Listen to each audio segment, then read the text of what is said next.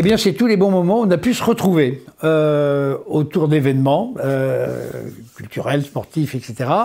Par exemple, Festivart, le triathlon à Les Riposes, le marathon Senneur, le festival Branché Ciné avec l'ONF et nos amis du Bénin pour des projections en pleine forêt, en pleine nuit, et puis des événements comme les boucles de l'heure, les samedis au vert, au pré, enfin bref, tous ces événements qui ont montré qu'on avait la capacité à rebondir, à se retrouver et qui montrent la résilience de notre territoire.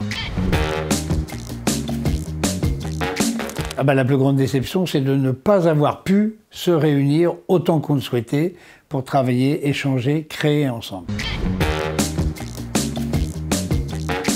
Le moment le plus important, c'est l'élaboration avec l'ensemble des élus de notre projet de territoire qui porte 3 grandes ambitions. Agir pour un territoire d'économie durable, agir pour un territoire de bien-être et agir pour un territoire d'épanouissement personnel et collectif. Notre plus grande fierté, c'est que l'État nous ait fait confiance pour faire revivre le château de Gaillon, premier château de la Renaissance en France. Et nous allons le faire avec nos partenaires, l'aide de la région, du département, de l'Europe et de l'État bien sûr, et de nombreux mécènes. Alors c'est pas un film du blockbuster, ce sont les capsules vidéo sur les artisans d'art, sur les artisans d'achetons local, sur la promotion du territoire, produites par nos services.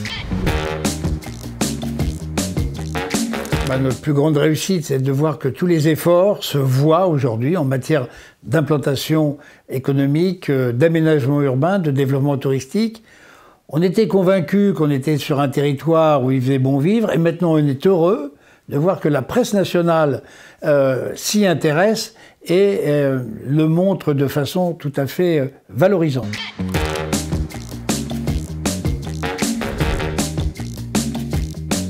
Cela passe par améliorer l'offre de soins, attirer des médecins et des professionnels de santé et développer des maisons de santé sur le territoire. Nous allons construire une maison de la petite enfance à Pont-de-l'Arche pour permettre aux jeunes enfants de s'épanouir. Nous souhaitons valoriser et accompagner les métiers d'aide à domicile qui prennent soin tous les jours de nos seniors et des personnes les plus fragiles. Alors pour cela, nous allons créer un fonds dédié pour la prévention des inondations et la gestion des milieux aquatiques. Construire une nouvelle déchetterie à Alizé, renforcer les consignes de tri et lancer une étude sur les biodéchets, continuer à développer les voies cyclables. D'ailleurs, la Senneur Avenue entre Val-de-Reuil et Louviers sera terminée à la fin de cette année.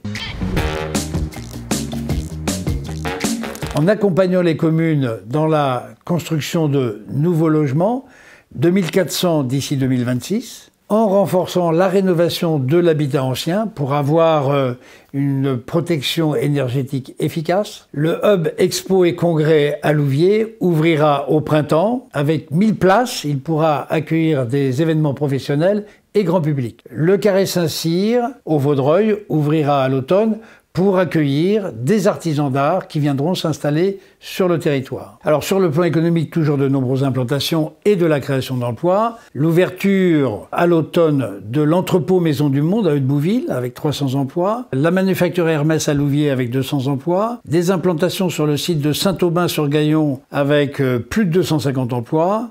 Sur le site de Gaillon-Aubevoie, l'implantation de Skytech et de Vigna. Donc de nombreuses réalisations. Et puis, sur le site d'Alizé, des investissements massifs sur lesquels nous aurons l'occasion de revenir. Il faut bien sûr préserver les pépites de notre passé.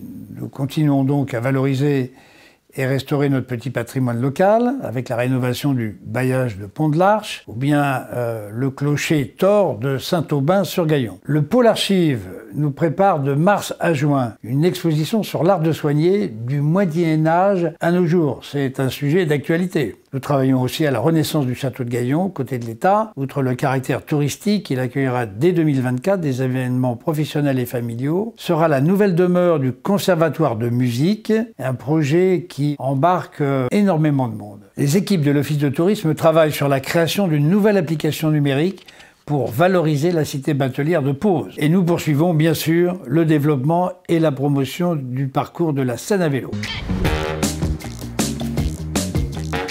Nous espérons pouvoir nous retrouver bientôt autour d'événements organisés par l'agglomération, que ce soit en écoutant les concerts proposés par le Conservatoire de musique ou en se laissant transporter par le Festival des Embarqués le 18 juin prochain à l'Héripose. Ou bien pour les plus courageux en participant au triathlon ou à la course des boucles d'heures.